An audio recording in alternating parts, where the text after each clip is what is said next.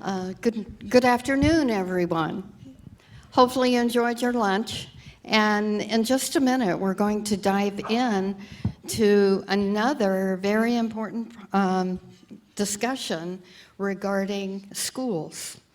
We have 3 individuals here in our panel today, and I am going to let them introduce themselves and tell you a little bit about their background, and then it'll come back to me, and then we will start with the information that they are here to share with you today.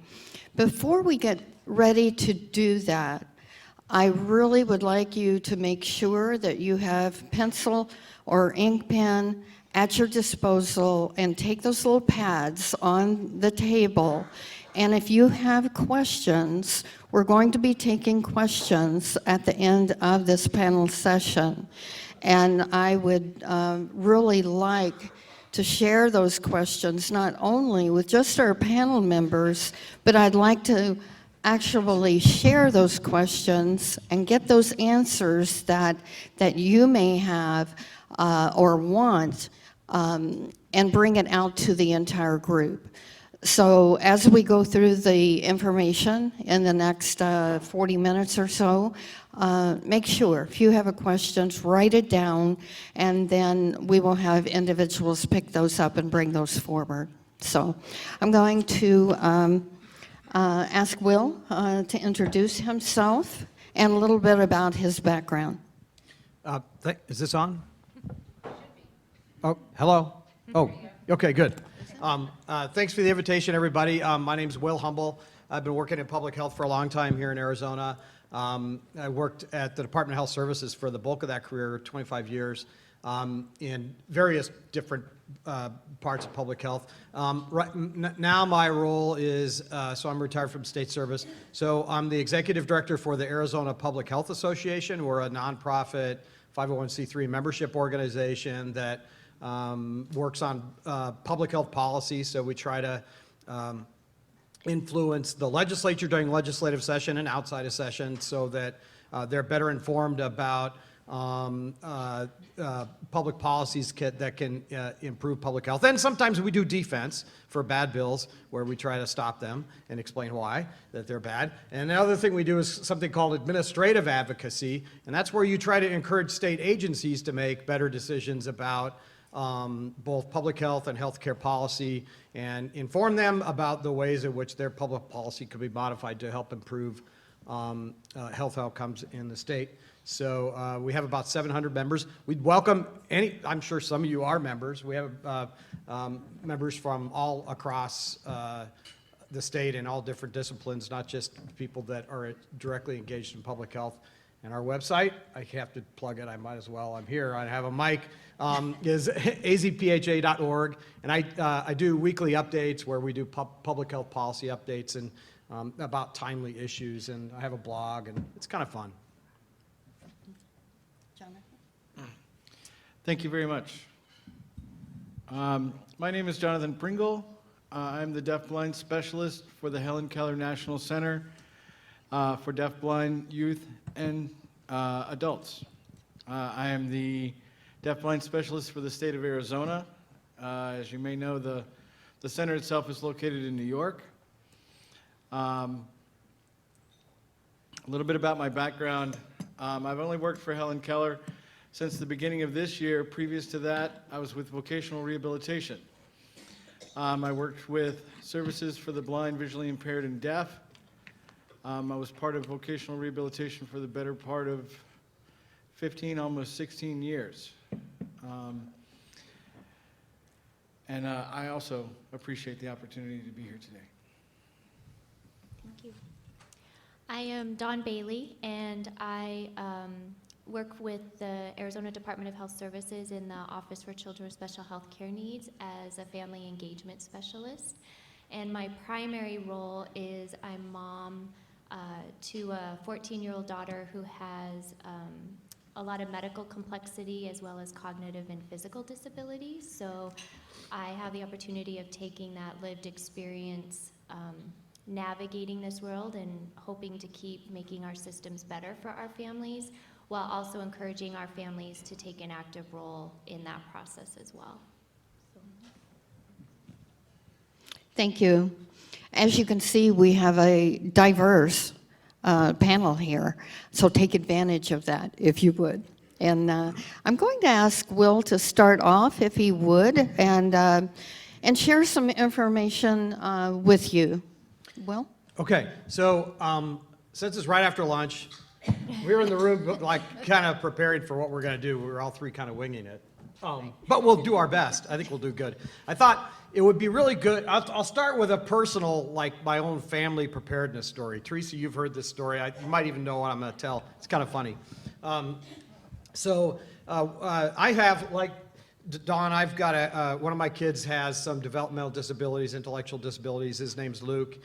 He has Down syndrome, and so we went through this. He's 25 now, but we went through the school system. So I'm going to try to inform what I learned from those years of experiences for this panel discussion. But at home, we would try to do kind of preparedness drills of our own, like what do you do in different kinds of emergencies. And Luke's got a typical sister who's 2 years younger. Her name's Sydney. And so, me and my wife both have jobs. And so as those of you that had kids and both parents working, there's like times when and grandma's not available, you're like, what are we going to do? I have a meeting, you have a meeting, and it's early release or something's happened at school where where it's a school holiday but not for you. And so one day there was this total jam, and I kind of felt like a bad parent because Luke was 14 and Sydney was 12, and I had to go to work, Julie had to go to work, and we're like, but it's just 2 hours in the morning. Let's just latchkey them because we got no way else to do it. And they're both, they can do it. I didn't think it was a terrible thing to do. So we implemented our preparedness plan before I left. So Luke's 14 and he's the older one. So I said to him, now, Luke, you're the oldest. And so if anything goes wrong, what do? If something bad happens, what would you do first if the house was on fire or something bad happened? And he'd say, well, he knew 911. Yeah, and I looked at Sydney and I go, she kind of knew she was really in charge. She's 2 years younger, but she's typical, so she knew she was in charge. But it was kind of a fun thing. He says, yeah, I know what to do, 911. So I'm driving to work, and this is in the BlackBerry days before the iPhones, and the BlackBerry rings, and I'm almost to 19th Avenue driving to ADHS in my job there, and the phone rings, and it's Sydney, and she's like freaked out. Dad, I don't know what to do. Luke just called 911 on me. I said, what? I said, how come? She said, I wouldn't let him watch Hannah Montana. And what should I do? And I said, what's going to happen next is they're going to call back. And so when the 911 operator calls back, just answer the phone, and then he or she's going to ask you some questions, and just answer the questions, and be honest about it. She said, but Dad, you left us alone, and I'm only 12, and what should I say? I said, just tell them what happened. And so the 911 operator, sure enough, called her back, and she says, and the operator says, asked what's going on, and she says, well, my parents left me alone, and I'm in charge, and I'm 12, and she said, how old is your brother? He's 14, and she said, but he just called 911 because I wouldn't let him watch Hannah Montana. And so the 911 was all fine, and she called me back. I was almost to work, and I said, it's okay, everything will be okay. But in the back of my mind, I'm like, it won't be long before, CPS is calling next, But anyway, that's my little family preparedness story that I like to tell. So that, the preparedness things can sometimes backfire if you're not careful, like we weren't. So I just wanted to sort of throw an idea out there at the beginning of the panel discussion around ways to engage. Well, going back for a second, I kind of changed the title. because the question on the, what does it say on the agenda? Preparing for school. Getting prepared for school. So I'm, in my mind, I kind of thinking of it as how do you get prepared in school? So that's what I was kind of thinking about, is how can schools engage with students with different kinds of disabilities who are either in a general curriculum class and included, which often happens especially in the elementary school grades, and or in self-contained classrooms and the different hybrid situations that come up. And there is a leverage point within the educational system that's unique really to this population, and you probably already all know what. Does everyone know what an IEP is? An individualized education plan. So kids that are in school with different kinds of disabilities, they each have what's called an that IEP plan. It's part of the Individuals with Disabilities Education Act, IDEA. It's a federal law. And so each kid is really does have an IEP that goes along with the student throughout the academic year, and then you have IEP meetings through the years, so you can, it goes, and the team meetings are, it's like the, you know, the student themselves, the parents or guardians, the different teachers from the various different classrooms, and you go through the IEP line by line, and so if it's a speech goal, you talk about articulation or whatever it is on the speech thing, and you go through these various different line items in the IEP. And one of the things about the IEPs are they're really pretty rigorously measured, because the special education teachers and then the general ed teachers who have kids with IEPs in their classrooms are really, they actually do, my experience through the years was, they actually really do collect collect the data so that they have information with which to look at the measurable goals that the students have. And so as I thought about this prompt question and this agenda item, in my mind, I was really thinking, there's got to be ways, and probably some schools do, there's got to be ways for schools to incorporate some appropriate IEP goals within a student's IEP, and it needs to be prioritized, because, you know, different kids have different needs in their IEP, and you want to make sure you're making good decisions and not forcing a preparedness sort of IEP when there's really more critical things to work on. But within the special education system, there is an opportunity, if it was done thoughtfully, to really include some basic preparedness things in IEPs. And then there are ways, I think, also that you can, let's say if you had a self-contained classroom that was, you know, fifth graders or something like that, you could have similar, slightly modified maybe IEP goals for that classroom, and it helps, it would help, I think, guide the teachers and really the entire team towards thinking through in a more systematic way the various preparedness things that a lot of the general ed kids do in a sort of a bulk way. And so we were talking before the panel about some of the kinds of drills and things that are done these days in schools. You could see I'm pushing 60, so for us it was just like fire drills. That was pretty well it. But now there's a whole bunch of other things that schools are doing. Shelter-in-place drills when they're, you know, for example, if there was a gas leak on campus or something else where it was safer inside than out, or if there was some sort of incident with criminal activity or some sort of a police thing that was outside the classroom, they do shelter in place sometimes. I know there's, in some schools, they do active shooting drills and this kind of thing. And so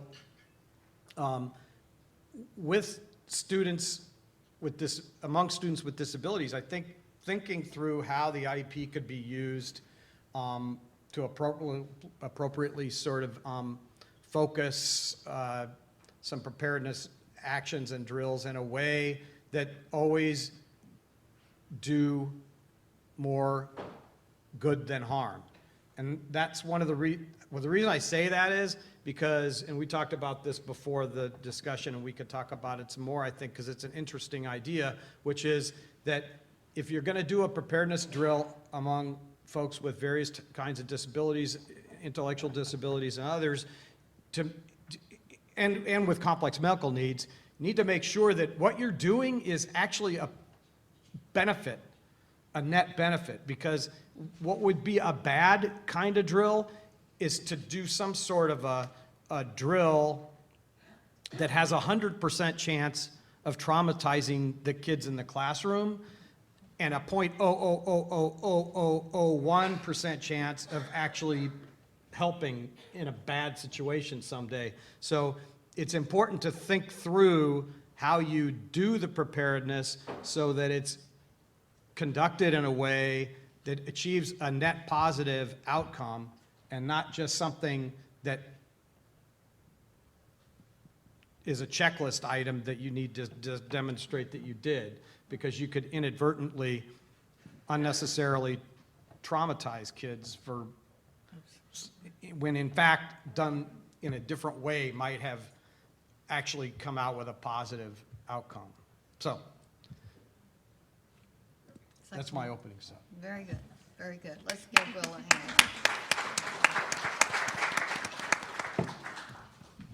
Jonathan, please.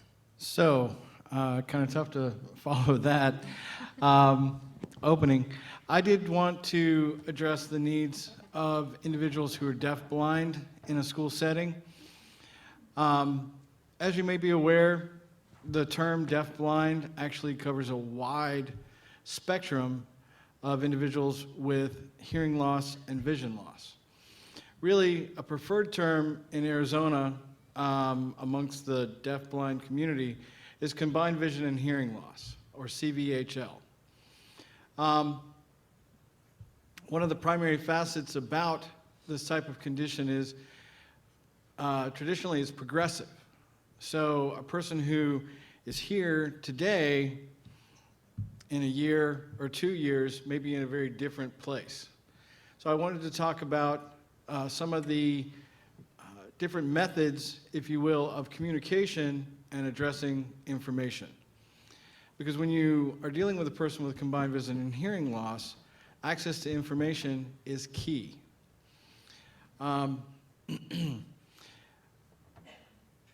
When you start at one end of the spectrum, if you will, a person who is hard of hearing and has some degree of vision loss, when we're talking about legal blindness, traditionally you're always talking about someone's best corrected vision. So a person may need large print. A person may benefit from audio descriptions. And each individual is going to be very unique. So one of the things that you as an educator or you as a person who is preparing this person for a potential disaster, you need to be aware of what is this person's preferred method of communication. And again, it may be perhaps you need to get the person's attention, you need to speak loudly, or you may need to have an interpreter and be able to do some sign language skills. However, when you start including the aspects of vision loss with a hearing loss, a person who is a sign language communicator may require either what's called close vision sign language or a specialized technique called tactile communication. All of those items are sort of fairly well known. Most people have heard or potentially seen those types of things. In a classroom setting with individuals with these complex needs, there's a few things that people may not be aware of. For example, an individual who has a combined vision and hearing loss, as well as maybe some cognitive challenges, might have a specialized staff member called an intervener. Has anyone in here ever heard the term intervener before? A couple? So oftentimes people that are familiar with that will have worked with the State School for the Deaf and Blind and the co-op. The reason why I bring it up in this setting is because like I said, oftentimes a person's condition may be progressive. So little Timmy in preschool or in first grade didn't need some of these accommodations. Now when they're getting to be in 6th grade or 7th grade, it may be time to look at some very different communication needs. So in addition to, at one end of the spectrum, a person like an intervener who can assist an individual often with cognitive challenges in making some choices. Another method which is not very well known is called pro-tactile or body-anchored sign language. Even individuals that have heard of tactile communication oftentimes have not heard of pro-tactile. So let me tell you a little story about a gentleman by the name of Bappin. He goes by that name. His real name, he was born and raised in India, is about that long. I don't recall it. So Bappin, B-A-P-I-N, he is somewhat of a technology guru for individuals who are deaf-blind. So I had an opportunity to watch a presentation by Bappin. He communicates completely by sign language, and he was standing in front of a large audience, and he was signing. There was an interpreter standing who was voicing everything he signed, and there was a support service provider, which is another term I'll define in just a moment, who was standing beside him with his hand on the person's back. What I was not aware of at the time was this person was actually providing him information about what was happening in the room on his back. This is called the pro-tactile communication system. And it is really amazing to watch. For example, there's a set of instructions which can be relayed on the back, which indicates there's an emergency. You need to get out right now. There's different ways of communicating. It's really hard to demonstrate from up here, but maybe you have a question over here to your left, or there's people over here that are laughing. So this allows the individual who is deaf-blind to participate fully with the audience. And as I said, it's pretty incredible to watch. There's a little story in the community about Bappin, who, for example, travels quite extensively. One day he was picked up at the airport in New York, and he basically rerouted the cab driver. He was like, hey, I think you're taking me the long way, trying to get money from me, because he was using his GPS system enabled with a Braille reader. I recently found out that he has done that on a couple of occasions, and a couple other staff members at the center have done things similarly. But the important part for students, again, has to do with communication access to information and preparedness, as has been mentioned.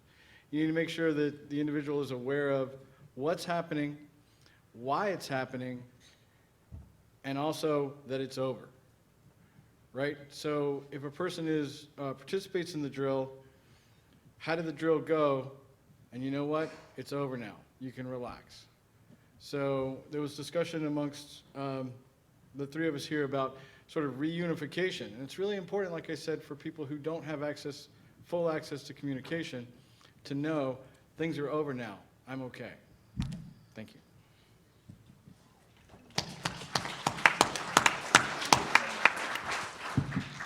Have her pull her mic up. Pull your mic up just a little so they can hear in Okay. the back. Thank you. Wow. I feel like I have to come up with a really good story after Will's. So my background in how I got involved in the emergency preparedness was several years ago. I, in conversation, had kind of jokingly talked about being born and raised in Southern California. And so growing up, we had not only fire drills, but we constantly had earthquake drills. And you know, it was second nature to have your supplies, your water, you know, always have shoes by your bed. And I had the misfortune of going through the Northridge earthquake in the 90s. And when we moved here to Arizona, I think I took for granted that, oh, we're in Arizona, nothing ever happens here. But when we were talking about preparing for emergencies, I thought about, you know, yeah, that's second nature, that's easy for me. But when I began to think about what that would entail to accommodate for my daughter, it was a whole different ballgame.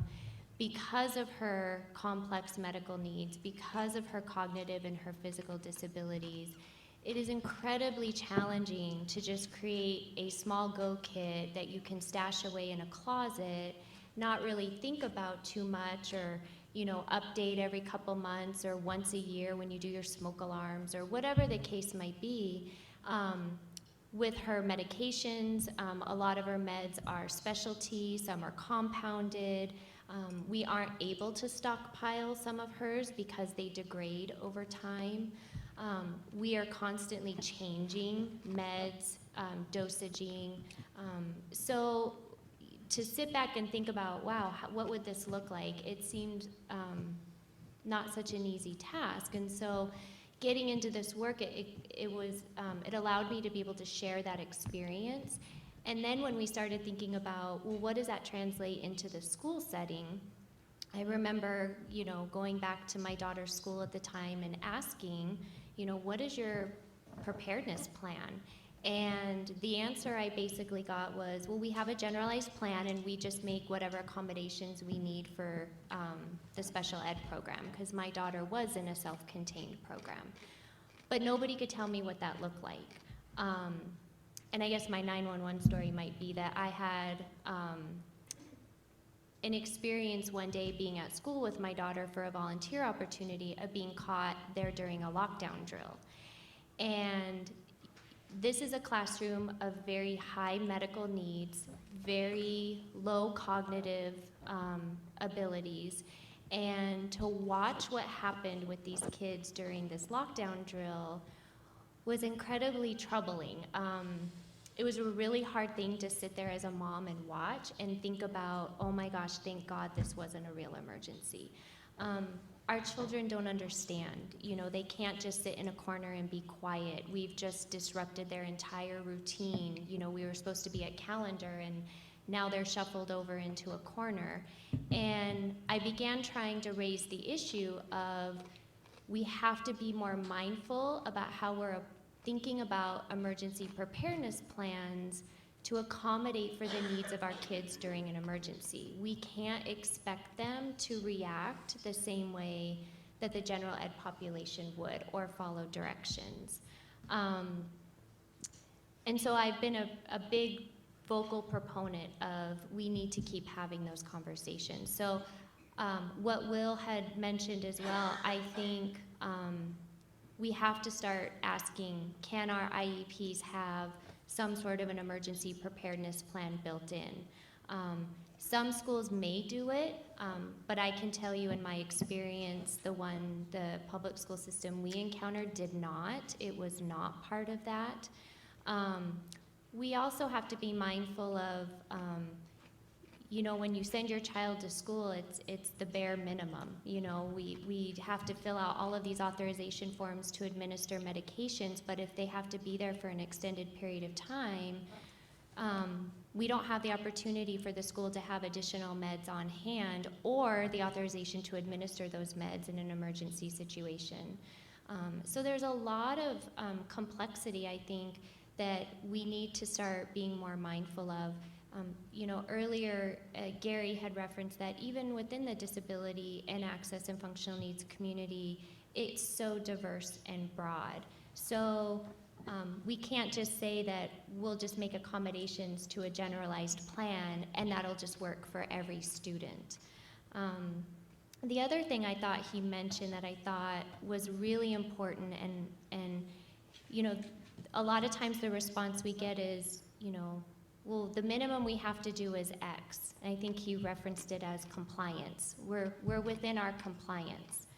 But is that really enough? And is that really recognizing the needs and addressing the safety for the students in the population? I think too, when you talk about our children and youth with special health care needs, we have to be really mindful that that includes, you know, physical disabilities with some that have perfectly good cognitive. We have those with complex medical, but have cognitive, you know, their cognitive abilities are just fine. And then we have those that have a combination of all three: lack of cognitive abilities, lack of physical abilities, as well as medical complexity. And then we add the other of behavioral or mental health issues. So, you know, I think we have to be so mindful of how we're looking at each of those individual, you know, and like Ray had mentioned, we talk about being personally responsible and doing your own individual plan, but I don't think our schools think of it in that context when they are looking at emergency preparedness. And in recent months, some things that have come to light in some of the advocacy groups that I'm part of is related to the active shooter scenarios. And, you know, we talked about that there are some schools that do in fact do active shooter drills now, although we don't know whether or not they do include our population in those drills. But there has been some articles that have come out recently in response to schools that have had actual active shooters, where the students with disabilities were basically left behind. We are teaching our students in the general education population that during an active shooter, you run, hide, or fight. Well, my daughter can't run, she's in a wheelchair. She can't hide, she doesn't know what that concept is, and she's not gonna be able to fight. So how are we helping to prepare those students and making sure that we are thinking about keeping them safe, or getting them out or in, or, you know, I think the assumption is somebody's gonna carry them out, but I think we create a panic scenario when we tell kids run, hide, or fight. And I don't think kids are gonna think that they need to help these other kids out of the building. So, we also talked about the reunification. I think that is an ongoing challenge that we have to keep being mindful of with this population.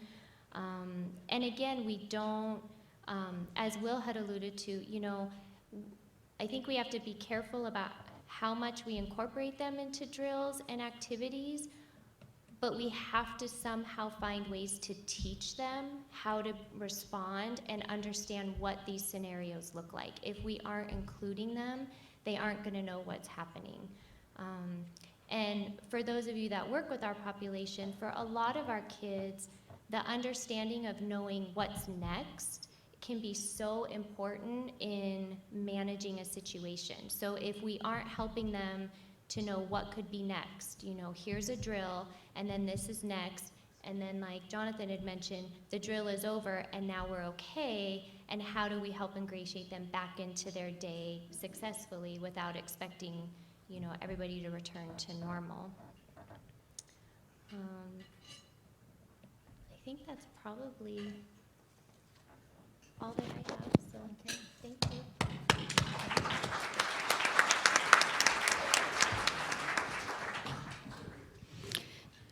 Based upon the information that's been provided thus far, before we go to the audience, Will, Jonathan, Dawn, would you have anything to contribute based upon the information that the other presenters have mentioned thus far? Well, I am absolutely fascinated with the pro-tactile communication that you just described. I think about even our population with, you know, children on the spectrum or that have limited communication skills, how beneficial something like that could be in a high stress environment to help guide them through that if they can't have that sensory with the loud noises or the, the sirens, the lights. I had never heard of that, and as soon as you were describing that, I was thinking, gosh, what an amazing thing that might be useful for some of our kids. Well, that actually is one of the reasons why I brought it up, is because in our community, the community as a whole, oftentimes we find ourselves reinventing the wheel.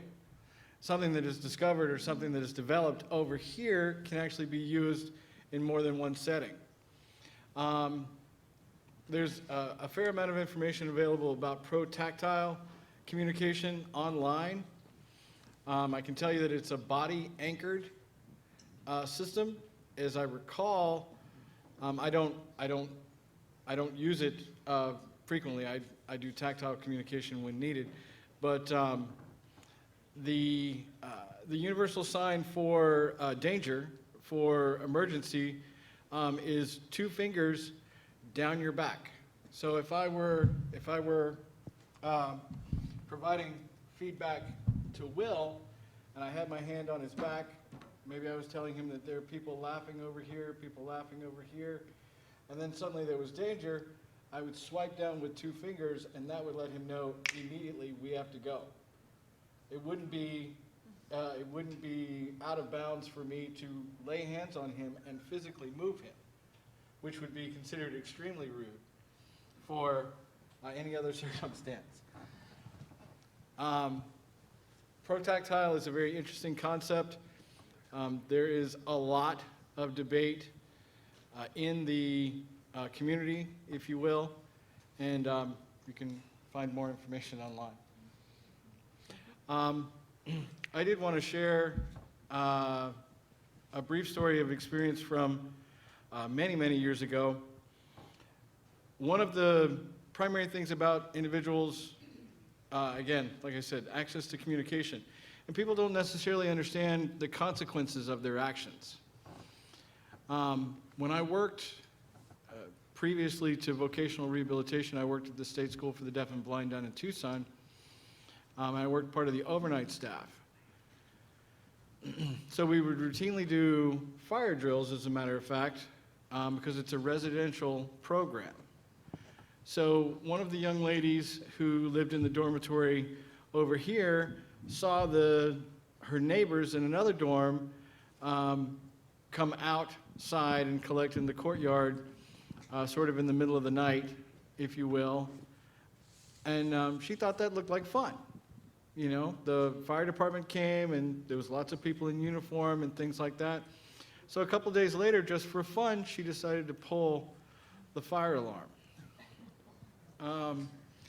Unfortunately, this was not long after it was Virginia, one of the universities in Virginia, where many people died because they didn't exit the building when a fire alarm went off. And as a result, unfortunately, this young lady ended up with a felony conviction for tripping an alarm in an occupied structure. So we need to make sure that and it came home to me when we were talking about it before. This is a drill. This is what's going to happen. Now it's over. And we need to make sure that we're letting people know. Thank you. Good. And I want to share with you something my colleague, Jim Lee. Jim, would you stand up, please? We're both emergency preparedness advisors for the Department of Ed Emergency Preparedness Unit. And we do a lot of teaching in Arizona, but also on a national level as well. And the one thing that we're really trying to drive home to anyone, whether it's in schools or private industry or what, we're asking you to please, before the drill, make sure individuals understand that unless it's an unannounced drill, But if it's an announced drill, that they understand what a drill is, what an exercise is, and the expectations, and this is what we're going to do. This will help all populations, not just those with access and functional needs or disabilities. But even more important, when you return back to the classroom, take a minute. It will not take much time out of your instructional time to spend 1 or 2 minutes talking to the students in your class, and even on a maybe a teacher's gathering before school, talk about what occurred during that drill. And so that individuals have an understanding of what occurred and why it occurred. So we would encourage you to possibly, if you're not currently doing that, whether it's in private industry or whether it's in our schools throughout our state, you might want to consider doing things like that. We all make assumptions, and sometimes those assumptions don't always reach every individual that participates in that. Do we have any questions out in the audience, please? I see 3, 4, 5. I see 5 hands up right now.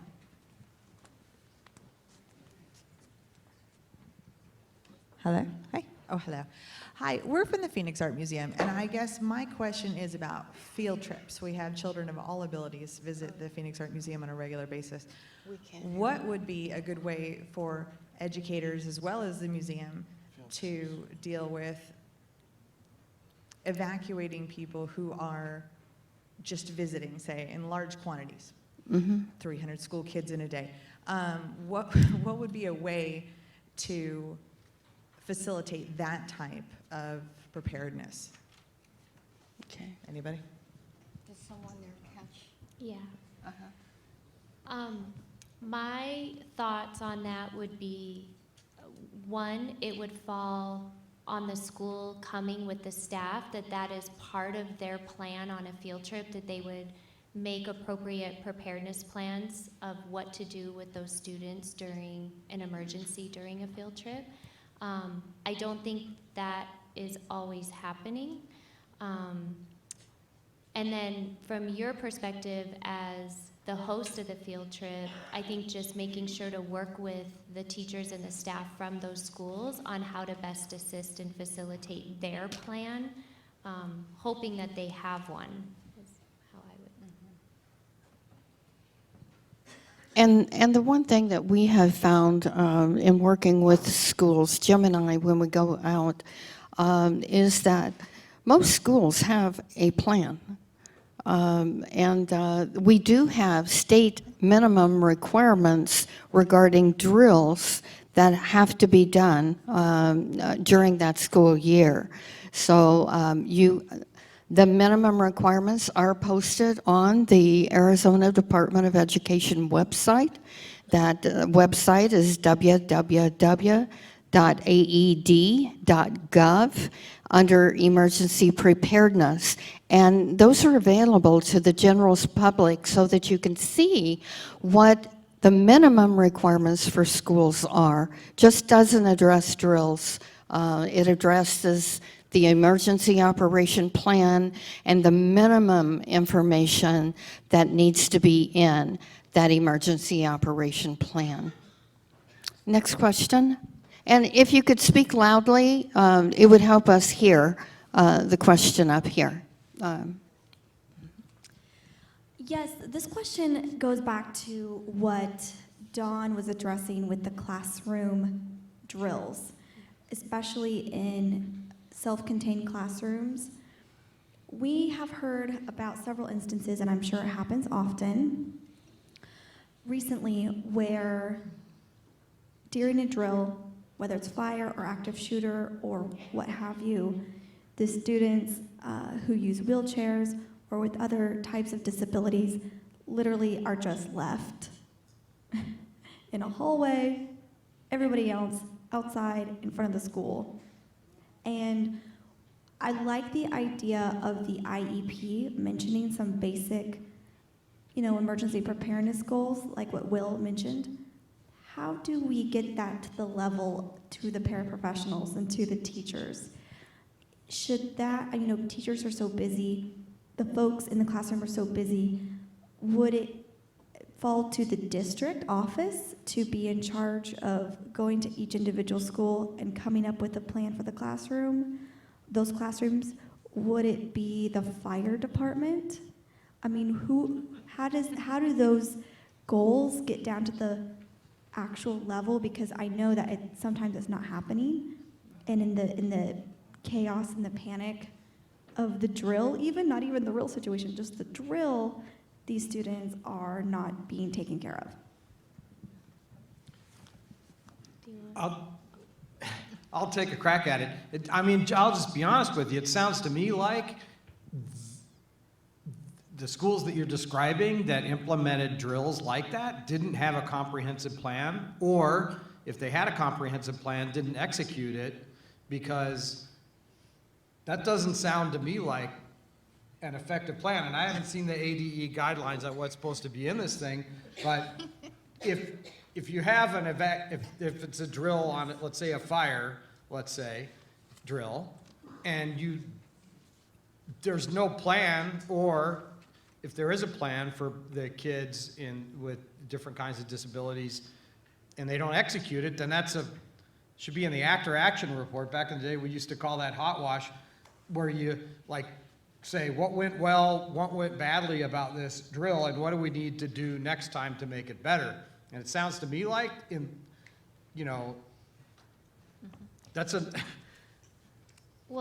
not either it's not a comprehensive plan, or it wasn't executed. Well, and I'll just add on to that, because we did have a situation like that years ago when my daughter was at her previous school. In my daughter's classroom, there were 7 students, 4 of which were in wheelchairs. 2 were somewhat independent, ambulatory, but needed assistance. And 1 was independent, but a runner, so obviously needed. And the staffing was 1 teacher and 2 paras. So when the time came to evacuate, you had 3 adults, 4 wheelchairs, and 3 kids that needed supervision.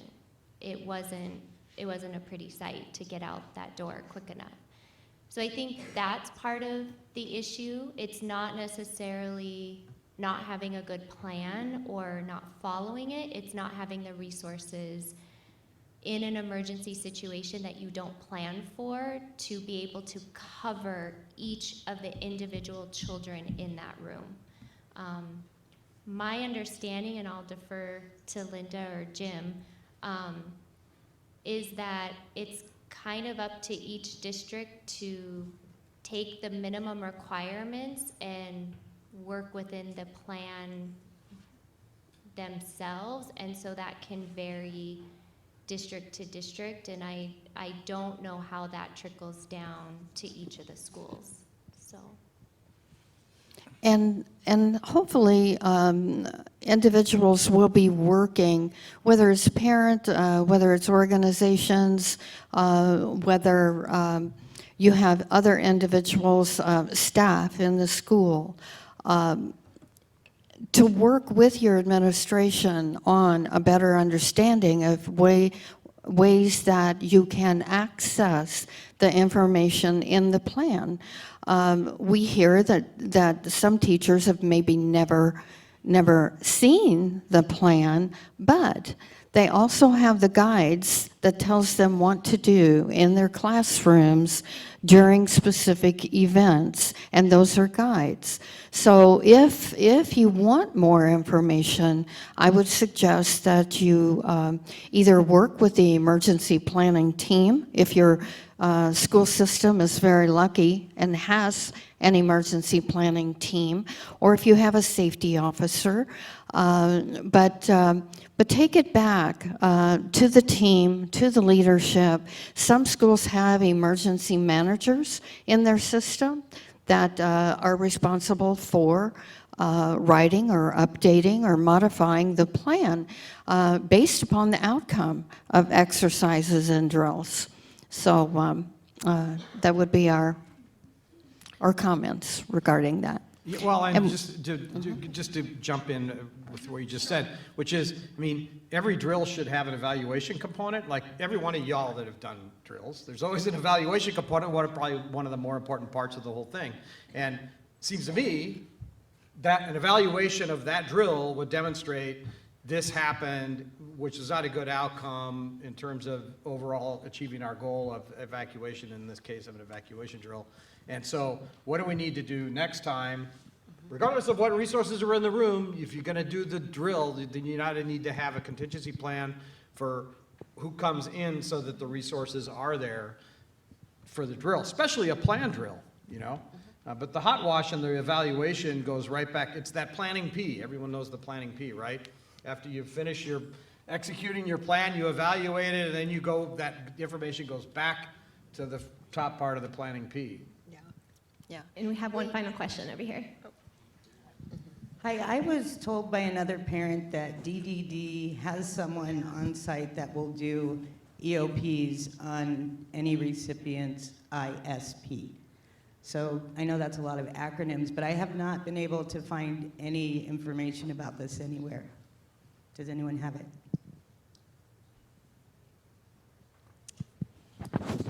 ISP is the individual service plan? Yeah, for DDD. So some in DDD have said that there's supposed to be an emergency preparedness plan for each member within their ISP. But I have not successfully found that all the support coordinators are aware of that, and the mindset is that that's strictly for the group home setting only. So, to be continued. Yeah. And I would like to piggyback on that in that state agencies are really good at, announcing policies, at setting up policies. But as we've had that discussion before, the policy at the top trickling down to the field level staff doesn't always happen. So I would encourage you to keep asking the question. And if the person at the ground level can't give you a good answer, ask to speak to a supervisor and go to that supervisor. But continue until you get a good answer. Do we, your question, do we have a microphone? Hi.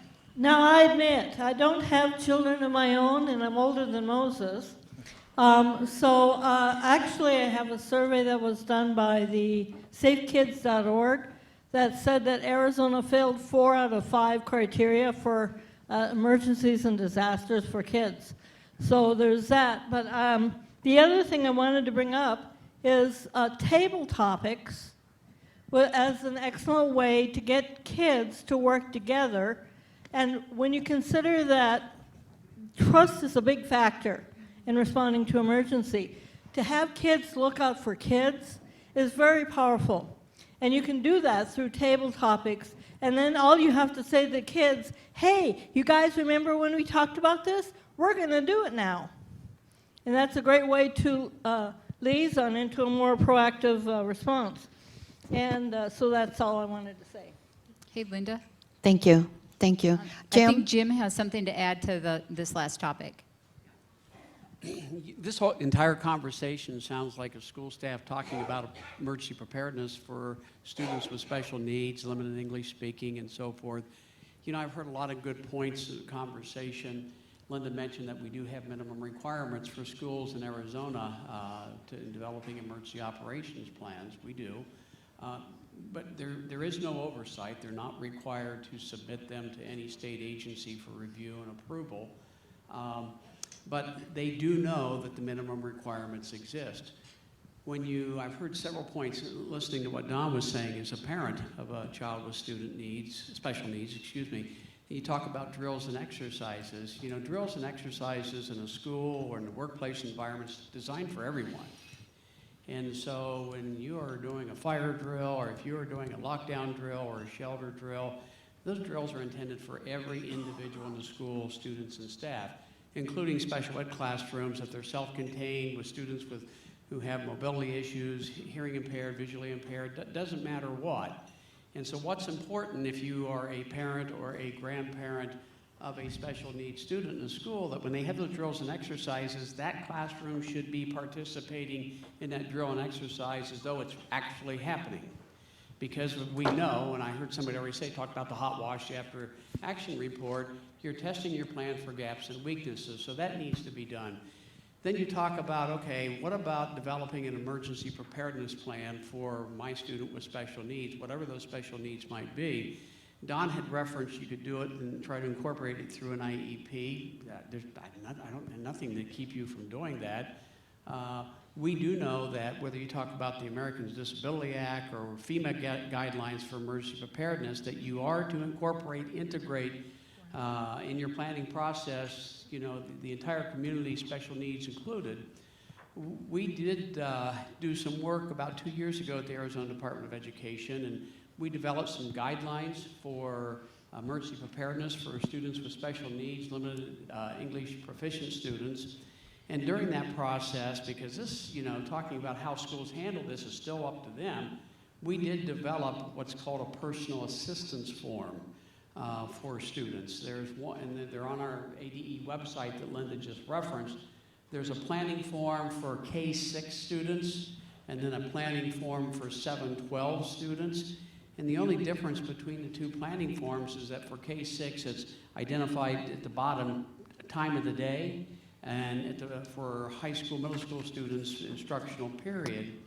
And, you know, it addresses such things as, you know, challenges they have, hearing impaired, visually impaired, mobility issues, medication, so forth. But it's very clearly stated at the bottom of that form, you know, have the parent involved in developing this form. You don't do it in isolation. You don't do it as the Lone Ranger. And at the bottom of both of those forms, there is a parent signature line acknowledging that they have had the opportunity to participate in developing that personal assistance form. And Don, it kind of steps outside the IEP if you use just that form. And then also the parent acknowledges that the school officials have the right to release that information to first responders during the course of emergency or someone who has a need to know to protect the life, health, safety of their child. And the parent can also rescind the use of that form at any time they want. So there's a lot of, you know, conversations that schools need to have about working with their special needs population in emergencies. So one, the time to plan for the response for those children is not after the event, but before the event happens. That's when the planning takes place. You don't wait until after the fact. And so I think we've done some groundwork on that. The work is never done, and I hope that information helps a little bit with this conversation. Thank you. Thank you. Do we still have a question over here? Thank you. Hi, I wonder if any of you who've had more experience than I have with working with some of the state agencies could tell me where to find a responsive person to talk to about the issue of emergencies that aren't really acknowledged as such, like a truck runs into a freight train and chemical spills out, or there's a big fire and some people are impacted, most people aren't, and it's not called an emergency by the governor. I don't know how to focus on that population or who to ask for help with it. Could the panel member? I'll take that one. I mean, I'm just one state agent, rep for one state agency, but each municipality and county has an emergency manager that has a really good, most of them have really comprehensive websites. They have resources, there's planning tools, and you can also contact them. You can email questions or contact them and ask what would they do and how do they classify that. Very rarely do things in any state, unless it's very catastrophic, rise to the level of declaring an emergency, although there's emergent responses that happen every single day, just like what's going on with hepatitis A, what's going on with measles and mumps, what's going on with wildland fires that are throughout our state right now. But there's no active open declaration. The activities are just ongoing. So those local, in my opinion, the emergency managers, whether at the city or the county, are a really good stop to get that information.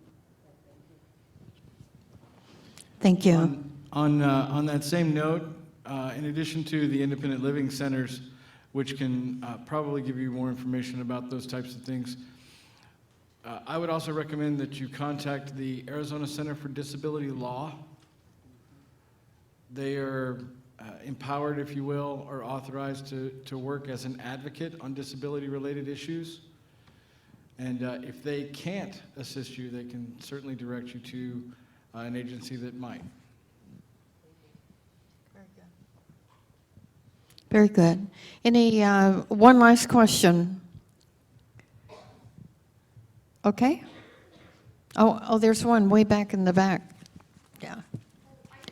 And then we're going to move to close the session out after this.